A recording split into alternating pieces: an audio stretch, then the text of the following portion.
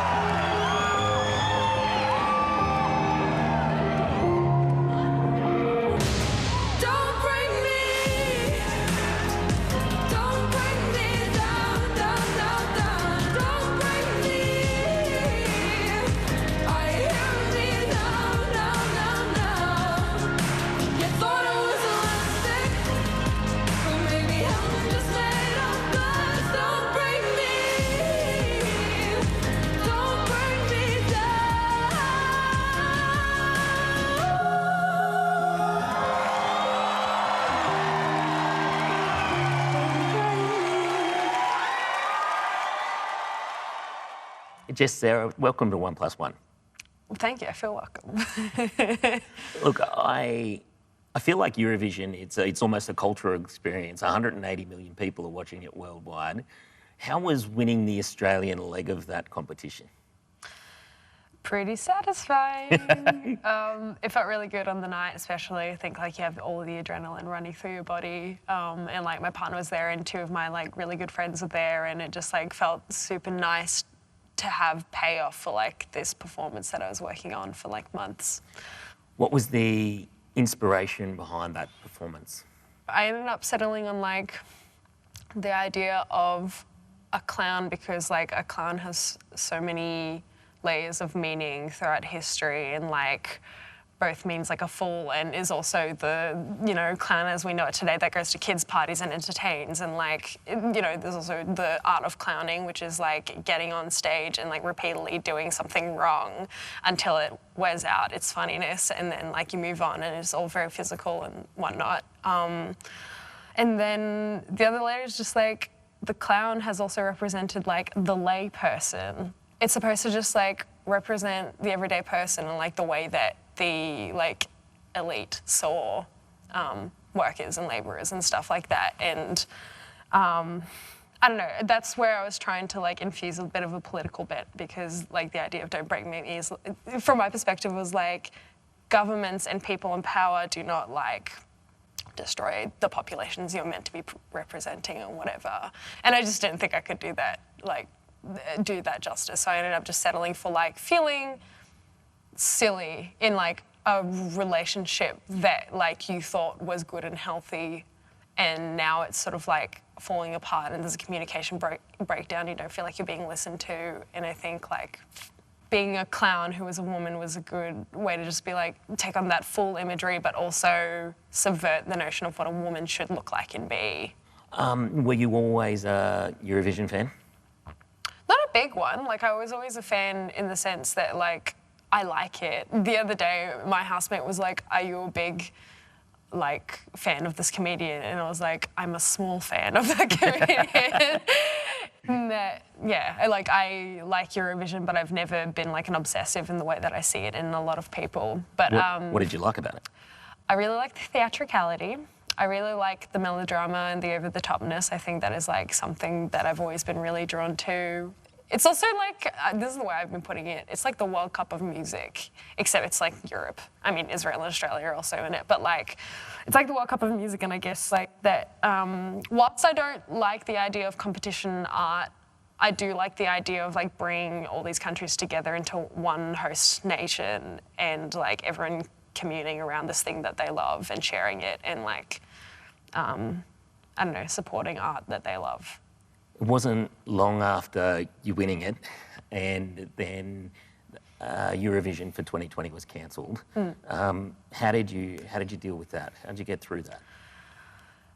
I think I was like quite devastated for the first sort of 3 hours, and then after I'd processed it and, you know, realised that it was an inevitable decision to make because of coronavirus, I was pretty fine with it. I just made peace with it. And I was like, you know what, it would have been a super wonderful opportunity to have, and I was very excited, and it was going to be like half a year's work. But at the end of the day, I also really love being at home, and I love having a home life, and I also cherished the opportunity to like rest and like not do anything for a while as well.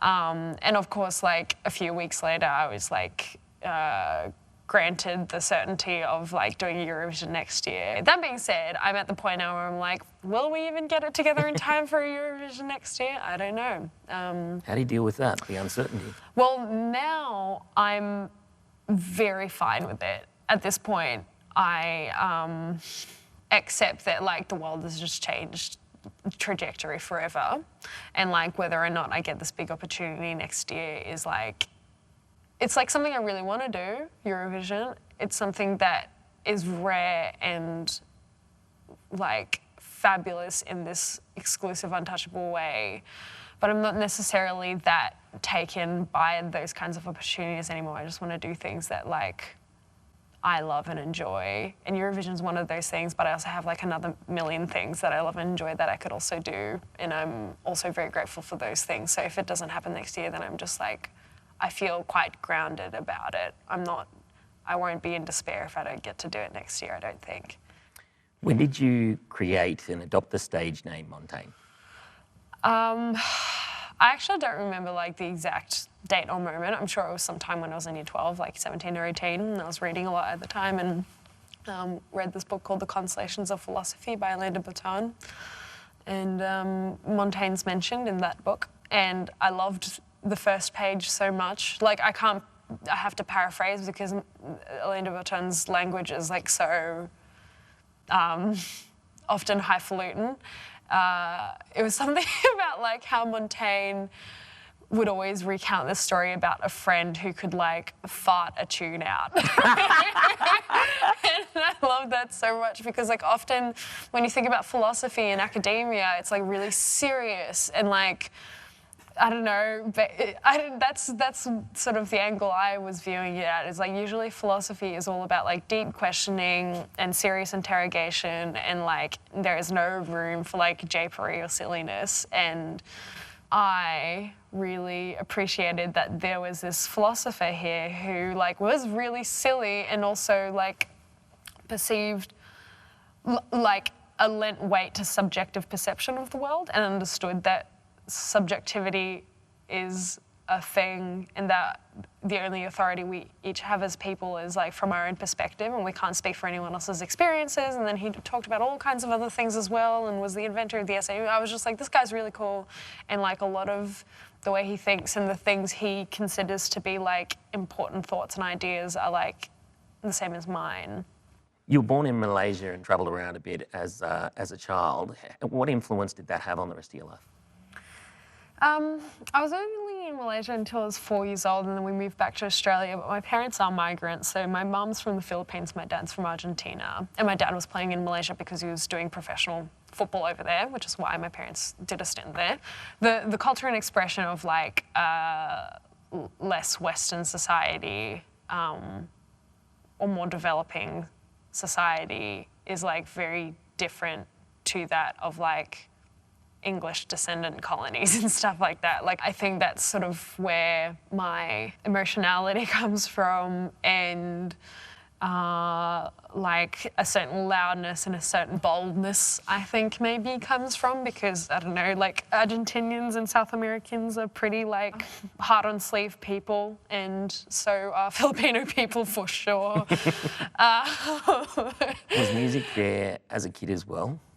Yes, my parents they aren't musicians, but they love music, and I always heard around the house, and they were very encouraging of me and my sister performing and singing and, you know, trying that out. You know, I think about the musician lifestyle, and you seem to pretty well contrast every part of this assumption of what a musician, how a musician lives, as in you don't drink, you don't smoke, you don't take drugs, you don't you live about as clean a lifestyle as there is. Mm-hmm. Do you feel like that conflicts with the industry? Yeah, I absolutely think it conflicts in the industry. I think the word musician, I think it's not necessarily odd for a musician to live their life like that. I think it's definitely odd for a pop artist to live their life like that. Like, I think there is this pressure, especially on young people who become pop artists, to like adhere to that kind of lifestyle because it's what seems like sexy and cool and acceptable, and what we consider in Western society, Western modern society, to be like the portal to being loved and being seen and being accepted. I think part of the reason why I never bought into that was because I was already barred from it, like from the get-go. My parents just would absolutely not allow me to partake in any of these things, and like I already like didn't have access to that world and fundamentally didn't understand it because I never partook in it as a young person. And then when I did finally get to it when I was 18, 19 and I was an adult and I was like living out of home and like doing my own thing, still did enjoy it. And I think part of that's also because I'm an introvert, and like when I go to a bar, I'm like, there are a million different stimuli in here and I can't focus on anything. This sucks because I love talking to people like properly and I can't hear anything anyone's saying. So like it just was hellish for the senses, and I couldn't handle it. And I think there was a long while there as well where I prided myself on like not being the kind of person who had to do these things. Like it was very much a I'm better than all of those people kind of thing, where now I don't think that way anymore. In fact, I kind of envy the fact that people can let their hair down nowadays, like, because I just never was able to, and am now in a pandemic, so I can't even try it out. Do you think that the average music fan has an accurate idea of how musicians live? The average music fan. It's hard to say now, right? Because everything's so decentralized. So like, who is the average music fan? Because we don't all watch and listen to the same stuff anymore. Like everything's available. So there are so many like different channels of like followings and stuff like that. Well, it's more. Well, firstly, are you a pop star? I think I would say I'm like I make pop music, and I am a small-scale local celebrity. So in some form of the definition, yes. Small-scale local celebrity. You're about to perform in front of 183 million people. But that's like the first opportunity like that I would have had like in my whole career. A little aria. I guess. I don't know if that puts me on the international map though. Like I'm still not in a position where I can go overseas and like tour to international audiences because my fan base isn't big enough there yet to do that. I don't know, that's how I conceive of it anyway. But to answer your question, I feel like in society there is like this narrative of musicians are all about sex, drugs and rock and roll, right? Like I think that's something. But also living in mansions and and that buying stuff Ferraris as well, like excess and luxury and and wealth and stuff. Like obviously a musician's income is like difficult to actually pin down because it's like freelance economy kind of thing, right? Like you don't have like a salary that you can just predict for the year. But if I was to like estimate how much I actually like make a year for my personal expenses, it's probably about like $30,000 to $40,000. It's not, because I'm not at the level, I haven't had like a big Amy Shark or Tones and I pop song. I've just like been doing music consistently over the last few years and slowly developed a following that is like modest and nice and enough to like keep me going. But I'm definitely not like out here even buying a car. Like I couldn't even think about buying a car right now.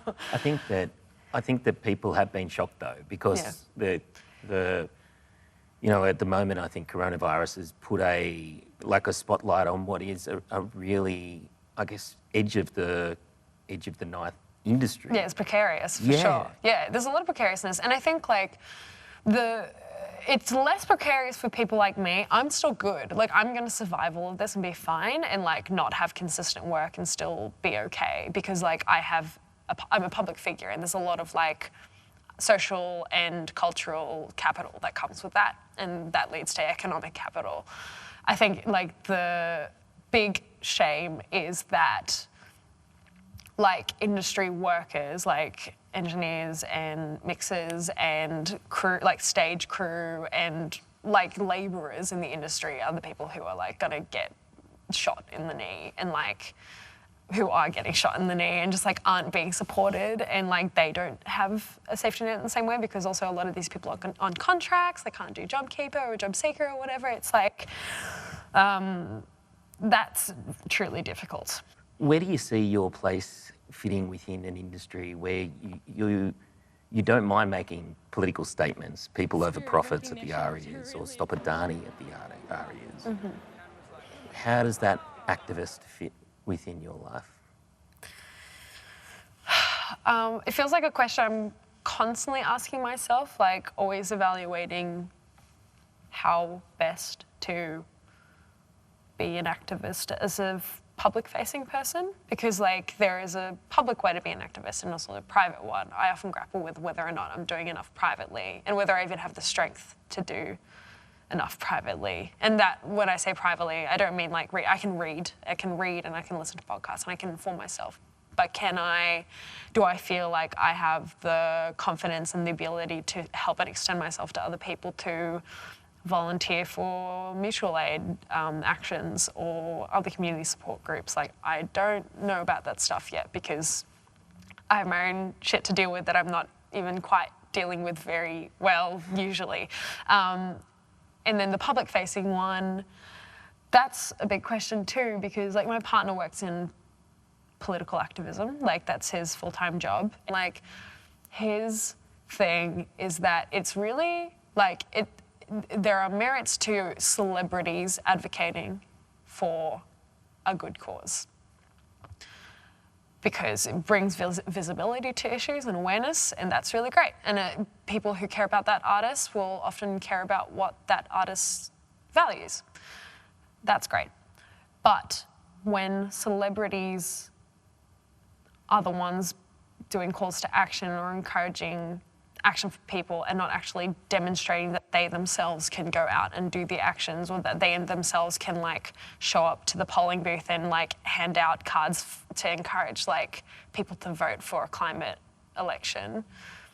Like celebrities aren't usually doing that, and if the audiences can't see them doing that, then how did the audiences know to do those substantial actions themselves? Like instead of just signing petitions, like also going to protests, and also, like I said, like helping with like grassroots movements. And I, as an artist, am not sure how to like, I think for a minute there I got really caught up in just like anger, like just being indignant about the state of the world and and using that anger to just tell people how shit the world is at the moment, or it has always been, and in what ways, and how you should be aware of those things. And I think it's good to be aware of those things, but I think it is empty to put out that anger and awareness without following it up with action. And I still don't know like what the best way for me to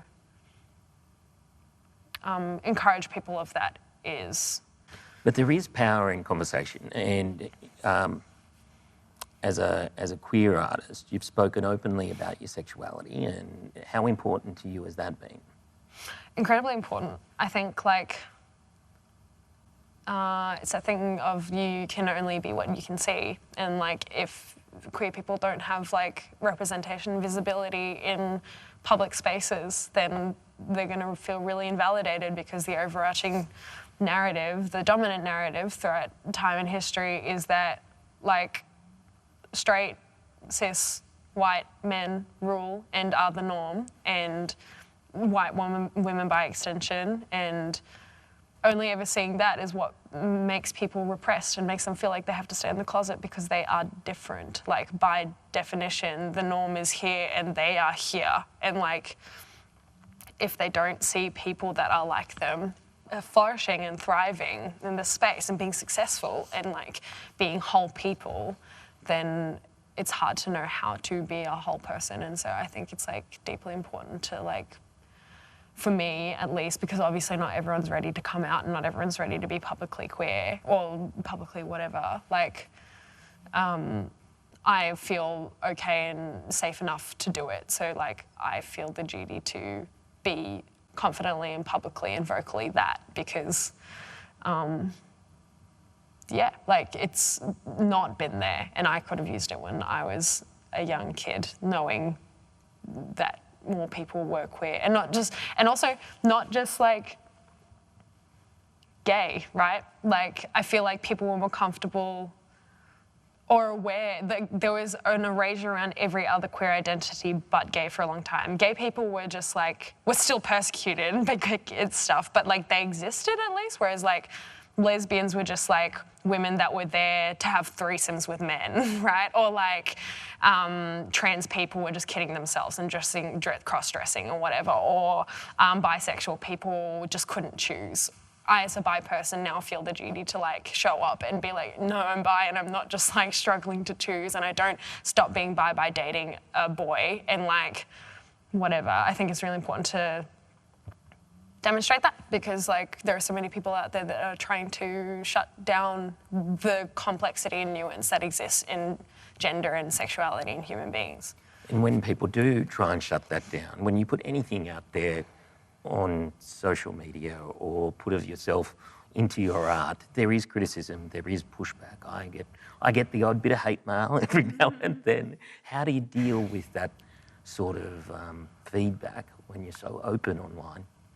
My view of any strangers sending hate in real life or in digital life to me or to anyone else is that they are sad. Like, not just on the surface level, but there is something in their life that has made them feel like they need to project and put out their negativity and their hurt and their shame on someone else. And that's sort of the thought that goes through my mind when I get anything like that. And then I move on and tune it out, because it's not my problem, it's their problem. Like what I'm doing, I'm just doing my life. And if they have issue with it, then like maybe they should reflect on why they are so bothered by this thing that they just scrolled through on the internet and aren't carrying on with their lives and trying to figure out their own stuff. I'm not easily baited by it. I just ignore it, and then I just write it off as like, you know, someone needs therapy, and then move on. Go to my therapy and deal with it. I usually click the like button and put a thumbs up. Yeah, that's smart. How are you dealing with the current level of isolation? How are you dealing with the isolation associated with coronavirus? I hear you've put a bit of time into gardening. Yeah, I've really enjoyed gardening. I listened to this podcast called Gardens, Weeds and Words, which is very peaceful and beautiful and sweet, and it really encouraged me to start getting into it, because we have a huge garden.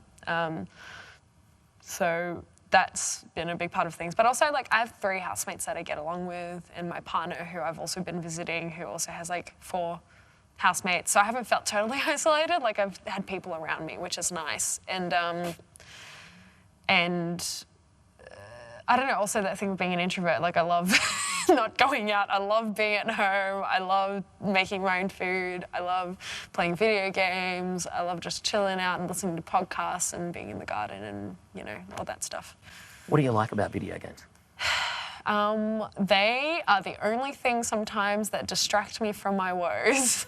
I think because they're such like a fully encompassing sensory experience, like, and also just so riddled with like reward incentives and stuff like that, that your brain is just like constantly pinging off of like the endorphins and the sense of reward that you get from it. And sometimes like my anxiety can get to the point where it's like I literally can't think of anything but the focal point of the anxiety, and like I'll play video games and I'm like, no, I'm just Link from The Legend of Zelda now, and I'm like tossing a bomb into a pond so I can like explode a Octorok or whatever. And like it's an escapism that like books can't get me into when I'm at my worst. So it's hard to think beyond next week at the moment, but beyond Eurovision, what would success look like after that? I love touring because I love performing, but I hate the traveling part of touring. Like, I really dislike being away from home that much and like never being in the one place for like more than a night, and all of the physical effects that arise from that kind of lifestyle. And so I would be pretty keen on just like making a somewhat full-time career on Twitch, because it means I can just perform and like be with my fans and conduct my career without having to go anywhere, or not having to go anywhere often, you know? Like, I love doing shows again. Like, that is like an integral and important part of my life, and I want to keep being able to do that, but I don't ever want to get to the point where I'm like touring for 3/4 of a year. I don't think I'm built for that. Ideally, I'd like to just like cut that part of my life out of the equation and just be able to like settle on performing in this new like digital way. And I honestly think things like Twitch are like the future of like performing, especially if things like this pandemic and stuff continue to happen and we're all anchored to our homes and stuff like that. Like, that is the only way I'm going to be able to have a career in like performing and music and stuff like that. And so I'm an Xbox. I love Xbox, but I have no idea what twitching is.